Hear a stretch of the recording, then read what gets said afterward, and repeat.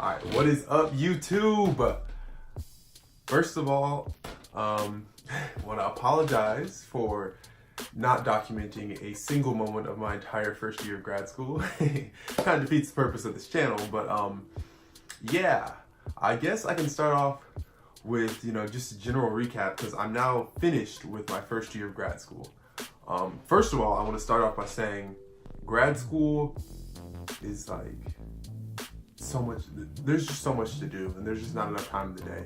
And unfortunately, due to like the demand of my classes and my rotations, my lab experiences, and all the other things I had going on getting adjusted to grad school, I was not able to dedicate as much time as I wanted to YouTube, and unfortunately, I haven't posted a video since like August. But I've learned a ton in my first year, and I want to start off with my first video back, just recapping my first year of grad school. So, as you guys know, Black scientists still matter, of course, and I'm a first year grad student at Johns Hopkins and studying biochemistry. And for our first year, we had to take 8 core classes. So we took biophysics and biochemistry, we took macromolecular structure and analysis, we took organic mechanisms in biology, we took genetics, we took microbiology, we took cell structure and dynamics, we took pathways and regulation, and we took bioinformatics. I think that should be all 8. And then in addition to those 8 classes, we did 3 rotations that were each 10 weeks long. So joining different labs for a short amount of time and seeing which one is the best research fit and best mentorship fit. And so I guess I can just recap you guys, through the whole process. I'm blessed to say that I passed most of my classes. Yeah, I'll probably have another video, but unfortunately I did end up failing a class in grad school. It's the first class I've ever failed in my entire life. So, that'll be a story for another time. I promise you I will share that with you guys. Classes, I can say, maybe it's just, the strenuousness of Johns Hopkins or, biochemistry in general, but these were the hardest classes that I've probably ever taken in my entire life. And I dedicated more time to studying and preparing for class than I definitely have, without a doubt, in any of my other educational settings. But it's good because in grad school you're really focusing on a niche area, so there are classes that I want to be in and it's information that I do want to learn.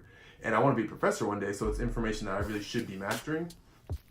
So it's been challenging for sure. I try not to say hard or like difficult because a lot of things in life are hard, but this has really been something that's like helped me grow.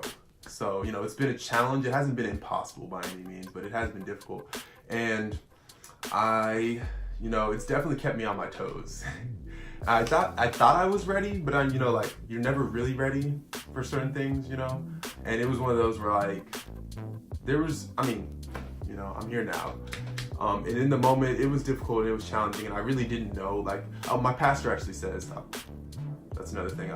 So I joined a church here in Baltimore, and I've been getting involved. I also got baptized at the beginning of 2019.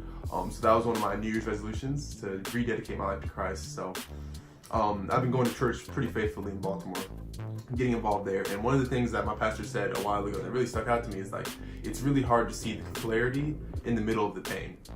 And as we're going through trialing situations and trials and tribulations of life, it's really hard to see what the value will be in that pain in the moment that you're going through it. But at the end, we always say I'm so much stronger because of it, and what doesn't kill me makes me stronger. And I'm really glad that I did have that adversity early on to prepare me for future struggles and future successes. And so in the middle of the classes and the rotations and just getting adjusted to moving somewhere new, having to pay bills, roommates and classes and drama and yada yada yada, it's been a lot. But looking back now, a couple months later, I can definitely see the value in, especially, struggling through the classes and the rotations.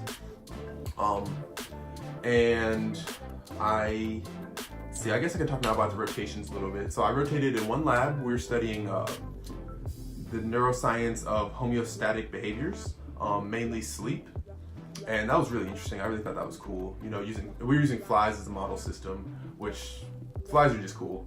You can do a lot of really weird stuff with flies and answer a lot of really cool questions. So that was a really cool experience. And then I rotated with a scientist who studies schizophrenia and tries to find, drug molecules that'll help alleviate the cognitive impairment that's associated with schizophrenia, being like the decreases in like learning and memory and inability to focus and pay attention and stuff like that, specifically related to schizophrenia, but maybe applied to like other disorders like ADHD and things like that. Using mouse models of schizophrenia, it was pretty cool. I enjoyed it. I really liked the PI that I worked with. And then my third rotation, I decided to try something completely new. And I rotated with a microbiologist, and we were studying CRISPR and as a bacterial acquired immune system. And it was really interesting. Like, bacteria are, interesting fact, quick tangent. If you multiply the number of grains of if you multiply the number of grains of sand on Earth times the number of stars in the universe, that would equal the number of bacteria that there are on Earth. Now, if you were to multiply that number by 10, that would be the number of bacteriophage or viruses that infect bacteria that exist on Earth.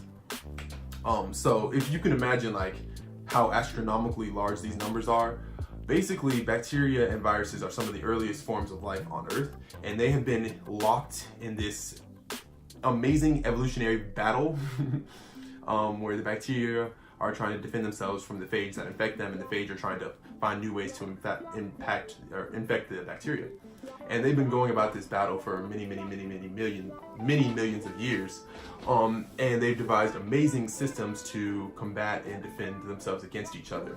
And so CRISPR is one of those such systems, and we were just looking at that and how bacteria are able to devise immune systems to protect themselves against the phage that infect them. So I had 3 very different experiences. I worked with 3 very different labs, and they were at different stages in their careers. And it was cool. And so at some point soon, I'm supposed to be choosing a thesis lab. We'll see how that goes. I'm on the verge of doing a 4th rotation, I think, so I can see a couple more options and see if there's, the best fit available for me. So we will see.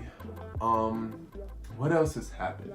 I also was blessed to apply to 2 grants and receive both of them in my first year. So the first grant I applied to was for funding student ventures, and I won $5,000 from Johns Hopkins University to further the mission of Black Scientists Matter.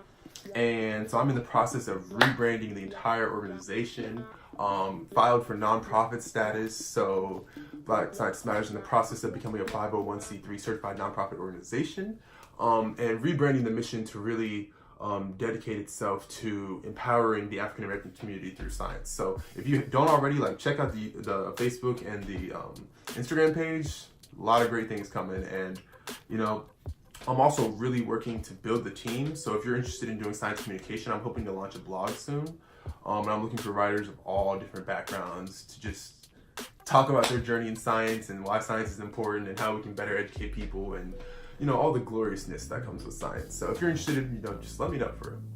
And then I was also blessed to apply to the National Science Foundation's Graduate Research Fellowship Program. And I was one of about 2,000 people across the United States to receive that award. It's actually a really big deal because it's like the premier fellowship that people at early career stages in grad school and leaving undergrad apply for. And it's across all of the scientific disciplines across the entire country. And they only award, not that many. And I was really, it funds the entire award amount is it's a lot of money. It's a lot. So they basically fund my graduate education for the duration of my tenure here at Hopkins.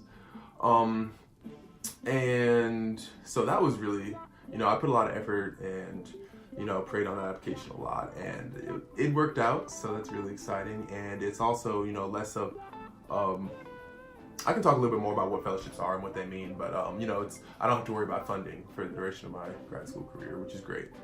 What else has happened to me? Let's see.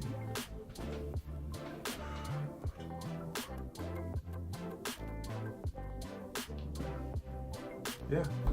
So honestly, I would say those are the major things really that I can update you guys on since then.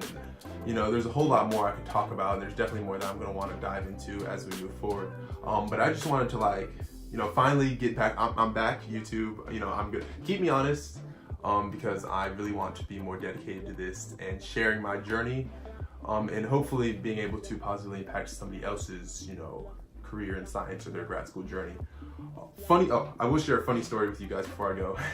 So during interviews for the incoming first year students for next year at Johns Hopkins in my program, I met one of these students, and he came up to me and he was like, "Hey, I saw one of your videos on YouTube." And I was like, "What? You saw like me on YouTube? Like, that's crazy. I wouldn't. Why? Like, how?"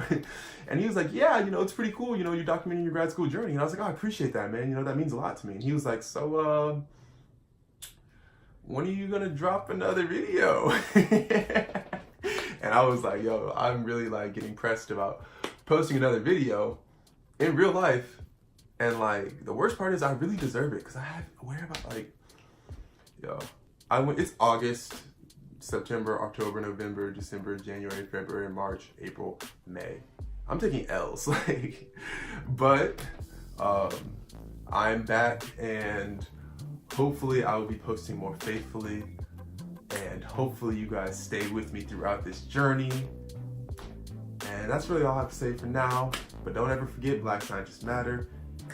We lit.